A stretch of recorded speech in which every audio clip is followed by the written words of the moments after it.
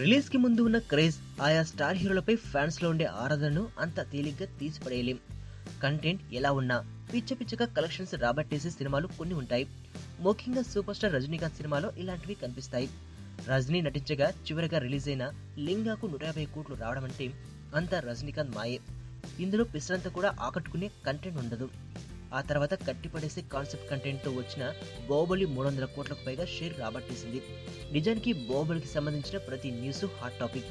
July 22న Baahubali the beginning Chinese version ఏకంగా 6500 థియేటర్లలో విడుదలవుతుంది. కొన్ని రోజుల వరకు దీని గురించి బాగానే ఫాలోఅప్ నడిచింది. చైనా ప్రజలు మన బాహుబలి ఎలా రిసీవ్ చేసుకుంటారా అనే ఆసక్తి నెలకొంది.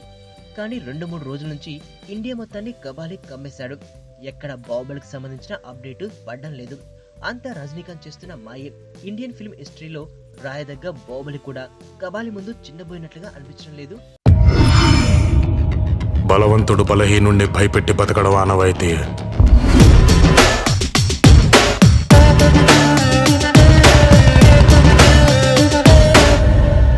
బట్ ఫర్ అ చేంజ్ ఆ బలహీనుడి పక్కన కూడా ఒక బలం ఉంది.